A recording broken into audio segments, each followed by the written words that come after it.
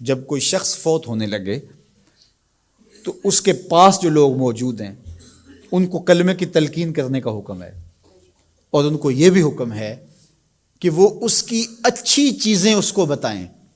جب کوئی بندہ بوڑھا ہو جائے نا اور وہ بس اب جانے والا ہے اس دنیا سے، تو اس کی زندگی کی برائیاں اس کو یاد نہ دلائیں، اس نے جو اچھے کام زندگی میں کیے اس کو یاد دلائیں، تاکہ اس کے ذہن کی سکرین پر وہ چیزیں آنا شروع ہو جائیں، وہ اللہ سے حسن ظن اور امید کو مضبوط کرنے لگے کہ شکر ہے میرے اللہ نے مجھ سے یہ کام بھی لیا، میں نے مسجد بنائی، میں نے دارالعلوم بنایا، میں نے یتامیٰ و مساکین کی مدد کی، میں نے غرباء کے سر پہ ہاتھ رکھا، میں نے رشتہ داریوں کو نبھایا، میں نے یہ کیا وہ کیا۔ اس کے اچھائی والے کام اس کے سامنے رکھے جائیں تاکہ اللہ سے اس کو امید حسن ظن غالب ہو جائے، کیونکہ اب وہ گناہ تو کر ہی نہیں سکتا، تو اب اس کی امید غالب کی جائے، ایسی باتیں سنائی جائیں۔ میرے حضور نے فرمایا جس شخص کے مرنے کے بعد اس کو 4 گواہ مل گئے اچھائی کے، لوگوں نے کہا یہ بڑا اچھا آدمی تھا، صرف 4 گواہ مل گئے، تو فرمایا کہ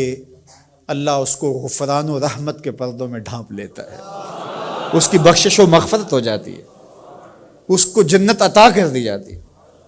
حضرت عمر تھے، عرض کی یا رسول اللہ صلی اللہ علیہ وسلم، میرے ماں باپ آپ پہ قربان ہو، اگر کسی کے پاس 4 گواہ نہ ہوں، 3 گواہ ہوں، تو میرے حضور نے فرمایا وہ بھی جنتی۔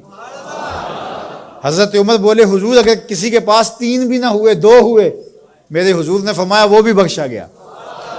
حضرت عمر کہتے ہیں ایک کے بارے میں نے پوچھا نہیں، حضور نے بتایا نہیں، اگر پوچھ لیتے تو شاید حضور بتا دیتے کہ ایک والے کا بھی کام بن گیا۔ تو یار جس کو صرف 2 گواہ مل گئے مرنے کے بعد، لوگوں نے کہا بندہ بڑا نیک تھا، نمازی تھا، ظلم نہیں کرتا تھا، زیادتی نہیں کرتا تھا، صرف 2 گواہ مل گئے، اس کی بخشش۔ لیکن وہاں کچہریوں والے گواہ نہیں چلیں گے، گواہ سچے ہوں گے، اللہ کے ہاں جھوٹے گواہ، وہ چاہے 2 ہی مل گئے، 50 سال 60 سال 70 سال کی زندگی میں 2 گواہ اچھے مل گئے اس کی اچھائی کے، وہ جنتی ہے۔ اللہ اکبر۔ اور کئی ایسے لوگ ہوتے ہیں جن بیچاروں کو گواہ ہی نہیں ملتا، جو کسی وجہ سے گواہی دے بھی رہے ہوتے ہیں، وہ بھی کہتے ہیں چلو ساڑھے نال تے چنگا ہی سی۔ اس کا مطلب ہے کہ سب کے ساتھ اس کا رویہ اچھا نہیں تھا، ساڑھے نال تو ویسے کدی نہیں سی کی تھی۔ تو اس کا کیا مطلب ہوا کہ یہ بندہ ضرر کا منبع تھا، یہ شر کا منبع تھا، تو اس کی شر سے ہم بچ گئے بس۔ تو ایسا نہ ہو کہ تمہارے بعد لوگ گواہی بھی اگر دینا چاہیں تو لفظ تراشنے لگیں کہ اگر میں نے اچھا کہہ دیا تو سارے لوگ میری جانب دیکھیں گے کیا کہہ رہے ہو۔ ایسی گواہی پیدا کرو لوگ دل سے کہیں یار زمانے میں ایسا دیکھا ہی نہیں تھا۔ اپنی اچھی گواہیاں پیدا کر کے جاؤ، چاہے 2 ہی پیدا ہو جائیں، اچھی گواہیاں پیدا کر کے جاؤ۔ اللہ اکبر۔ تو دونوں چیزوں کو برابر رکھا جائے، امید کا چراغ بھی روشن ہو اور دوسری جانب جو ہے وہ خوف اور خشیت، اس کا چراغ بھی بجھنے نہ پائے۔ مایوسی بھی انسان کو کفر تک پہنچاتی ہے۔